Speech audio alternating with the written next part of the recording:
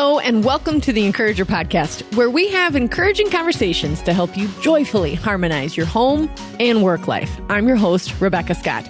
I'm a wife, mother, designer, coach, and author.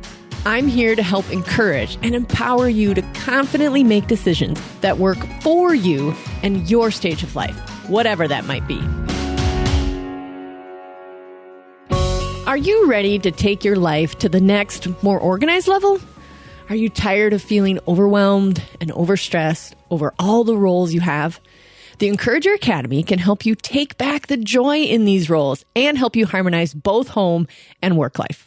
The Encourager Academy online courses and coaching programs are designed to help you overcome your biggest obstacles in getting it all done by helping you navigate 5 systems: me, food, family, work, and home. Whether you're looking to improve your food system, grow your career, or strengthen your relationships with your family, we have the tools and resources you need to succeed within our academy. I will guide you through each system with guided worksheets, lifetime access to rewatch the videos, and the encouragement you need to fulfill your roles. And with our flexible online platform, you can learn at your own pace on your own schedule.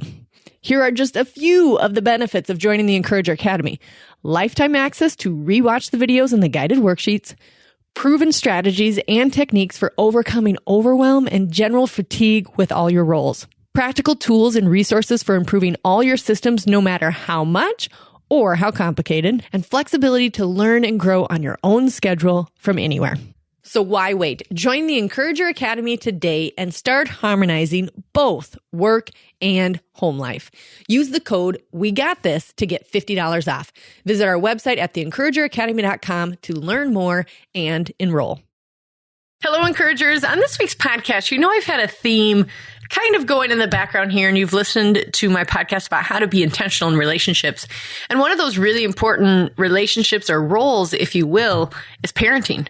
And I found a gal that wrote a book that has a lot to say about how she too is being intentional in her parenting.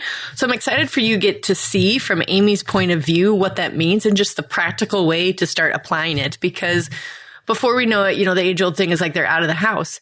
But in the moment, we need to be fully present. And I think more than ever, we are pulled in all these directions because of these dumb little square devices in our hands.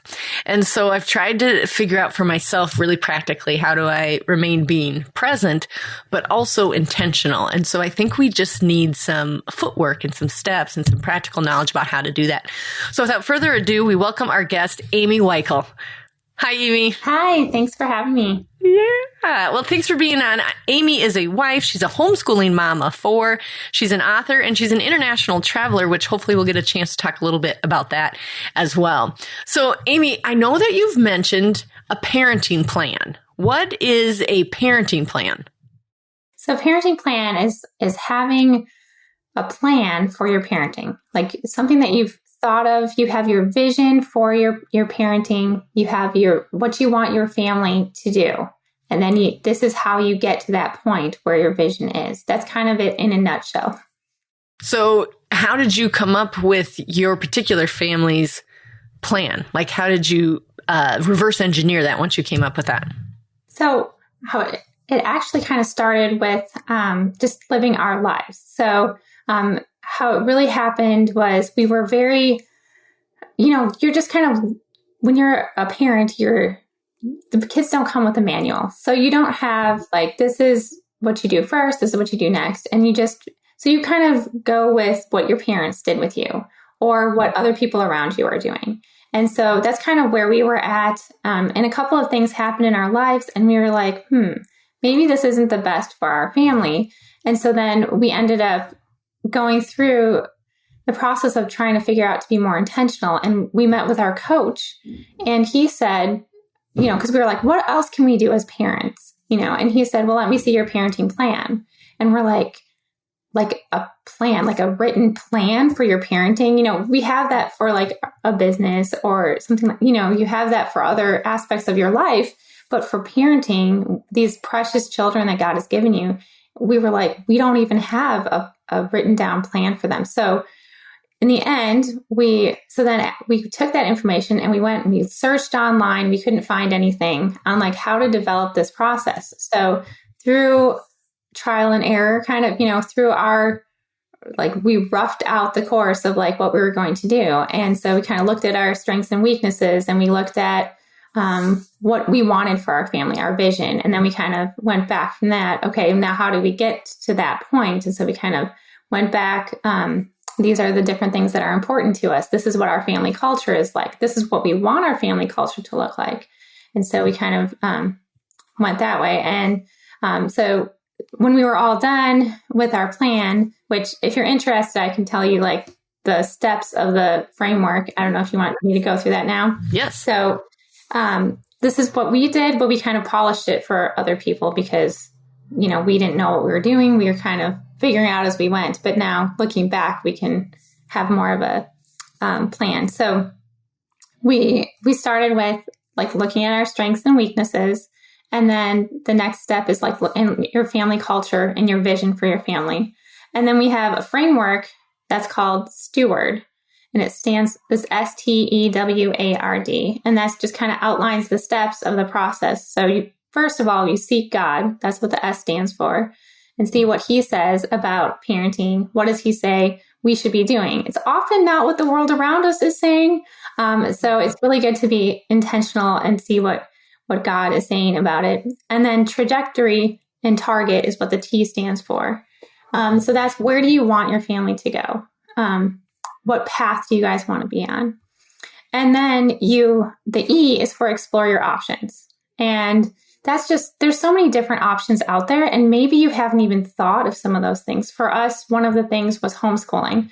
I studied to be a teacher. And so I didn't even think about homeschooling though. That would be too overwhelming to do school at home. And so that was not even on my radar. But when we started looking at different options, it was kind of like, actually, that makes the most sense for our family. We were sending our kids to a Christian school. We were like, oh, they're getting their Christian education there. But when we looked at God's word, we felt more convicted. We need to be doing more at home. And then we travel a lot. And so it all kind of went together that, maybe homeschooling is the best option for us. And without exploring our options, I never would have said, this is something we should do. So that's the E. And then the W is write it down. So it's really important to have your plan written down. And those could be different aspects of your plan, like education, teaching your children God's word at home. What's your plan for that? What's your plan for discipline? Those are some of the different things that you want to have written down. And then you're on the same page with your spouse too, because often Derek and I found we weren't on the same page, but talking through those things and putting it down in writing, that really helped a lot. And then the next step is action, because a lot of times that's what the A stands for. A lot of times, you'll read about something or hear about something, but you won't actually do anything with that information. And so it's good to have some different things that you can, actually take action on it, like putting it on your calendar and making the things that you say are a priority actually be a priority in your life. And then the R is for review and revise. Once you have your plan, it's not going to be set in stone because your kids change, your family changes, your needs change, or your ideals change. But you want to be able to go back and review it. And for another example is like, we might want to add some things because like our kids are getting a little bit older. Our oldest is 13 and he just got a phone. So then we need to add that into our plan. So we have that in our plan, what the guardrails are for that.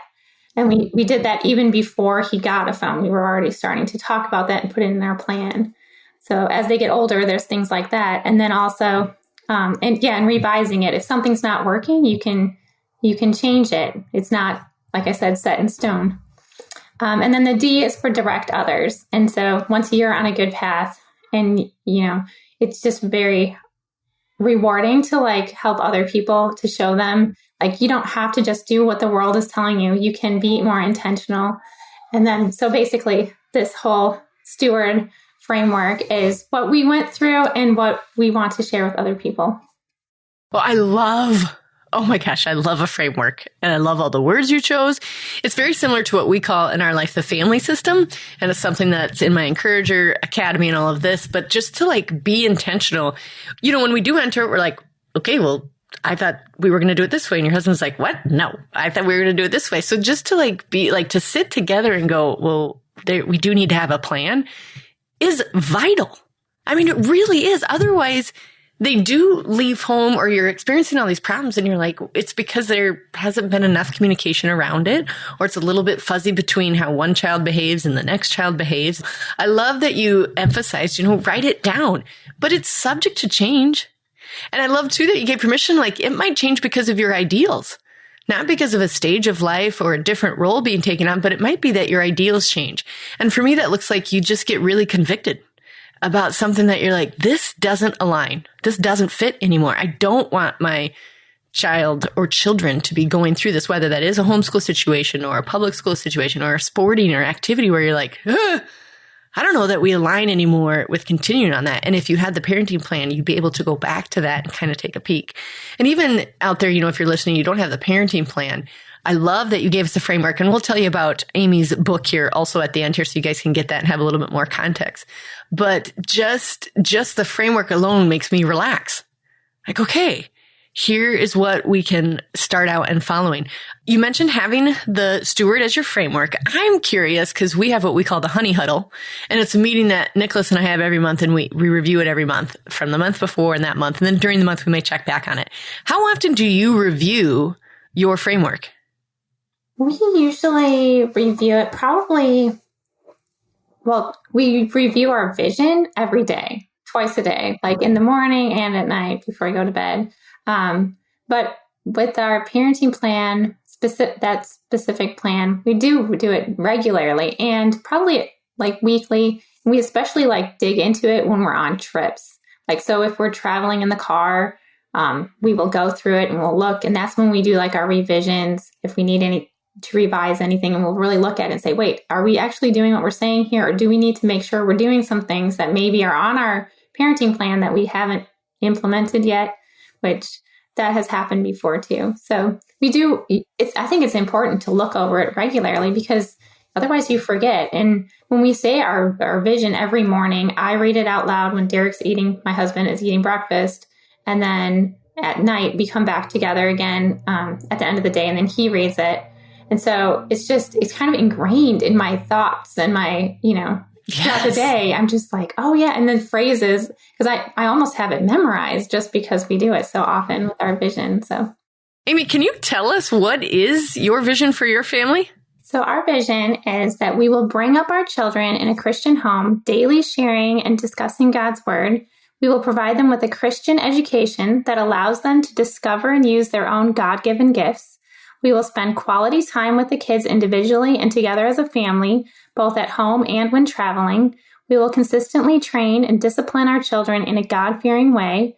They will understand the expectations for contributions to the household. When appropriate and time allows, they will be able to pursue opportunities they enjoy inside or outside the home, individually or with friends. We will continually seek to educate ourselves and refine our parenting vision. So this is our parenting plan vision.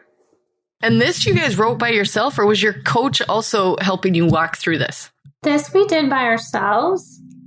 He really questioned us about like having one. And so that helps. And we've, of course, run this past him also. But we came up with it ourselves. But again, it's been revised. This isn't the first one we did. We've added and we've tweaked things too as we've gone through it. And I have to ask because I coach as well, like, is this a marriage coach? Is this from your church? Or how did this coach come about? It's a life coach. So he just kind of is, we actually met him because we did some real estate, but he's a Christian. And so then he also has a group. One of his groups is more like Christian focused and life. It's more life focused than actually real estate. So that was it was good. He's a great coach. How do you find the time to spend individual time with your kiddos, including the group? The group I'm good at. We are stuck in the car a lot. We are real good at the group concept. The individual dates we're a little weak on. So how do you find time for that? We've built that into our schedule. So that's how part of our routine. So every Tuesday night, and actually my husband is even more intentional about it than I am. Mine is probably more bedtime because I do every night about 15 to 20 minutes with each kid individually, talk with them, we read aloud, we do a Bible book too, for each of them individually. That's more what I do with them. And then throughout the day, because I'm homeschooling them and I'm home with them more, I can, find a time here and there, even if it's just 5 minutes, we have a little conversation and just have those moments of connection. Whereas since my husband's at work all day, when he comes home on every Tuesday, he takes one of the kids out for dinner, and they do a dinner and dessert. And so it's usually, somewhere it's not super expensive. They go to like a fast food place, or one of them likes the Mexican place. So she always takes dad on a date there. So basically once a month they get a chance, because there's 4 of them. So about once a month they get to go with dad and have a one-on-one date. And he said those have been so meaningful. Because they talk about things that they wouldn't talk about necessarily when they're just at home or whatever, or when their siblings are around. And so having those one-on-one times has been really good. And the other thing that he does is he goes to take them on a birthday trip. So every year for their birthday, they get to pick a location. He usually has a list of different things that they can do. And sometimes it's like they've gone to, he and one of them went to Universal Studios once, because that's not, that's harder to do with all the kids, because they don't all like all the roller coasters and stuff. So it's just a lot of more one-on-one time that they can have. And it's kind of, extended. And he was having so much fun with those that he then decided to also do a half birthday trip. So he does a birthday trip with each one and a half birthday trip, because he just really likes that bonding one-on-one. And then when the rest of the kids that are with me, we have a fun pizza movie night, or we go do some activities in town. So we get to do some stuff too. But again, it has to be planned and like fit into our schedule in order for it to happen, especially with him. My husband likes routine. And so if it's built into the day or the year plan, then it will happen. Hey, encouragers, are you tired of feeling overwhelmed by information overload? Do you crave clarity and purposeful progress? Less of a fire hose and more of a slow drip? Let me introduce you to the Clarity Blueprint membership community. It's a place where women just like you gather to transform their lives from chaos to clarity. We take purposeful steps each month so you can see results and not get overwhelmed.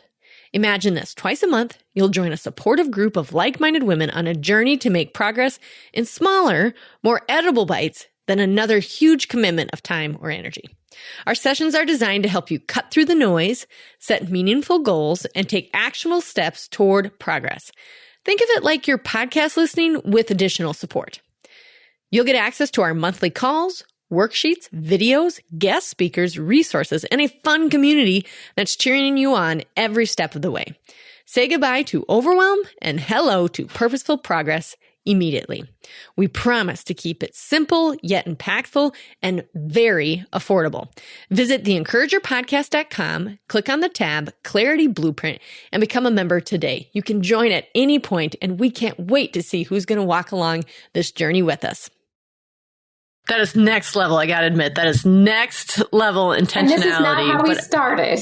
I love it. Yep, we got to give permission here. Yep. I think the first thing that I would encourage everyone, and maybe you're on the same page, Amy, is to sit down and ask, like, what would a parenting plan look like for our family? And good news, you don't have to stare at a blank piece of paper. Amy's got the book on it, and she's already told us some of the framework. So reading that will only help reinforce each of those letters so that you can start implementing this.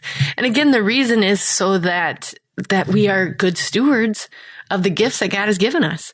And I just think it goes against so much of what the world tells us right now is activities, which my children are in activities as well.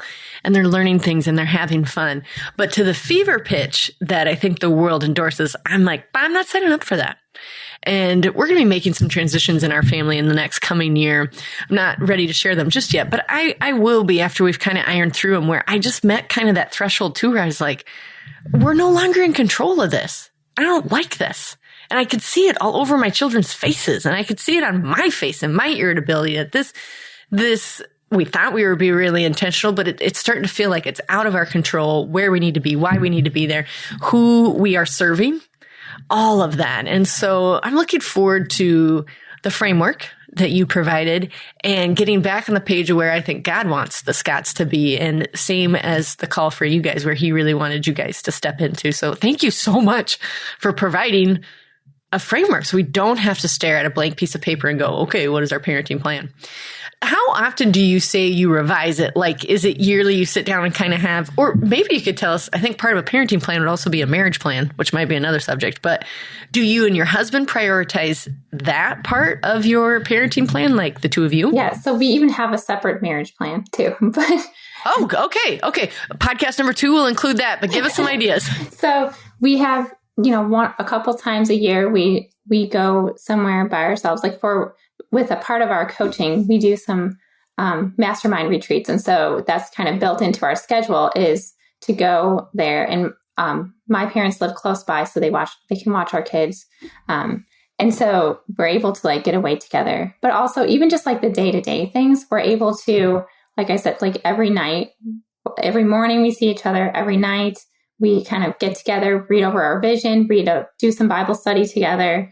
And then also during the day when he's home or after we eat supper, especially when it was lighter out, but now it's getting dark so early, we would take walks. We take walks and then we just kind of talk about things that are on our mind or things with the kids. That's a good time for me to tell them kind of what happened during the day. And again, like it could be different for, what might work for us doesn't necessarily work for everybody else. But if you can just find some moments to connect, and to just talk about your family and dreaming together also brings you together because, when we're thinking about our vision for our family, that's something we're both passionate about. And so then that kind of draws us together too. Okay, now speaking of dreaming for your family, you have mentioned here in our pre-interview chat here, something about family international volunteer trips. So I imagine this came after you made the plan and after you asked God for a vision for your individual family. Why was international travel part of that? So it actually started before we had our plan. But that was something that's on our hearts, and kind of one of our family values is being generous givers. And also we, like our kids, we live in a very rural community. And so they don't really see a lot of the different, like the world around them, so it's all very, very much the same kind of people and culture that's here. And so my husband also wanted to like volunteer, but here it's hard to do like, one with his schedule, it was going to be hard to do like a day here or a day there and to have like a regular thing for something local. And he said, international volunteering might be better. And so he found that you could just go for a week. And so our youngest was actually 2. So this was like 6 years ago because she's 8 now when we first went on our very first one. And he found an organization that not only allowed you to bring young children, because usually they have to be 14 to 16, not only allowed you to bring younger children, but also encouraged it. So they would find activities for us to do for the whole family. And that has been so great in bonding our family. And then also, you come back to the United States and you're like, wow, like you can turn on the water and it's clean and it comes out and you don't have to walk 2 miles to go fill up some really dirty water in a container and bring it back to your home. And it was very eye-opening for me and for the kids. And they still talk about all the trips that we've done because we did Peru. We went to Peru. We went to Costa Rica and we went to South Africa and Kenya. And then more recently we did Indonesia. Are these serving trips as well, or is this more observational? Yeah, they're volunteer trips. So the first 5 of them, I think, we've gone to with the organization called Globe Aware. And they're an organization that it's called a volunteer vacation. So they want you to be like introduced to the culture, but at the same time, you're doing some work that the people there need. So we built mud houses in Peru, or not mud houses, in Kenya. In Peru, we did mud stoves because the smoke otherwise was just right inside their house. And so we helped build these pipes to come out. And then the kids did a lot of painting when we went to different places, or we helped teach English at a Spanish-speaking little community center and stuff like that. So it's been, just a wide variety of different things, but they find the activities to do and for us, but we're serving and learning about their culture, and they're making food for us from the culture, which also has been interesting with children. Some are a little bit pickier than others and to find stuff that they will eat, but it was all a great experience. And yeah, and just, I think the one when we went to Indonesia, that was more observational, but that was also very rewarding because they brought us into because we've been giving money to their mission there, and we were like able to sit down and hear what they said, how the impact that it has been in their living room. We're sitting in there, and they're just the looks on their faces, even though we had a translator because we couldn't speak Indonesian, but besides a few words that the kids learned, but it was just really rewarding to be able to hear the impact, and ultimately it's all God's anyways. And so what a blessing that he used us through us, the money came there, and what a blessing to be part of that. Yeah. Cause I always think that too, like he doesn't need us. It's his anyways, but thanks for letting me be a part of this story and just to be a conduit of where the impact is that you want to make. And I can't help but think how impactful that is for your children to see. Like you said, the water thing is a big thing. I keep reminding my children frequently is like, that's not like, not everybody in the world gets to do that. If they complain about going to fill up a water bottle, I'm like, really? You guys, like, let's get a little perspective here. Or just the simple act of washing our clothes and all that. There's just not a lot of complaining that I allow. It's probably a big trigger for me. I'm like, no. You got it. You got it so good, kiddo. So good. Oh, thank you so much. I have gained so much conviction out of this, and not in a shameful way, but in a we could do better. And that's what I'm going to take away from this. And I can't wait to get your book. We will what is the name of your book, Amy? We'll also put it in the show notes so you guys can go and grab it. We'll put it in our Amazon shop as well. It's called A Chance to Change. We wrote it as a Christian fiction book so that it's more relatable. A lot of people said that they could put themselves in the situation. So it's really one family that notices something's not quite right, and another family kind of mentors them along the way and takes them through the framework and the process. So I think it's a little bit more easy to read that way. So than just your average parenting book that's just going to give you this framework that you have to, study and learn about. Which so many of us, right? Raise your hand, guys. I know we're like, yep, it's another one. But this one has a different angle on it, and I think a very practical approach to it as well. Amy, as we close out here, how would you encourage our listeners? I would just say that, especially as a parent, the most important thing you can do is be telling your children about Jesus. And that's going to impact and be more intentional. And that is going to impact them. Don't delegate it to anybody. But remember, God gave us this duty to tell our children about him and to teach him. It's not, there's pastors and teachers. They're supplemental though, and they're a great addition, but we are the main ones. And the other thing that I always think of is being intentional with your children now won't just affect them now, but it will affect future generations, not only for our kids, but their children's children and so on. And if you want to make a difference, it really starts with your family. So I just want to encourage everybody there's our motivation to be more intentional. It's to bring them closer to God. And in doing so, yourself, like I feel closer to God from being in God's word with my children. And then also the generational impact that has. Yeah, like living the legacy right now. Not only envisioning the legacy you want to leave behind, but turns out you're living it right now. So what does that look like? And you're absolutely right. They will see and hear the most of who Jesus is through you. And not as a pressure point, but as a beautiful way of living it out. Oh, thank you so much for coming on the podcast today, Amy. Okay, encouragers, let's go be intentional also about our parenting and use our Facebook page to share in the community if you can how that is going. I think 2024 is the year to get seriously intentional about our roles, and parenting is a major one. Until next time, encouragers, we got this. Thanks so much for tuning in. If the Encourager podcast has helped or encouraged you in any way, please subscribe to the show and leave a 5-star review. And then help us spread the message of encouragement and hope by sharing the podcast with others. Until next time, encouragers, we got this.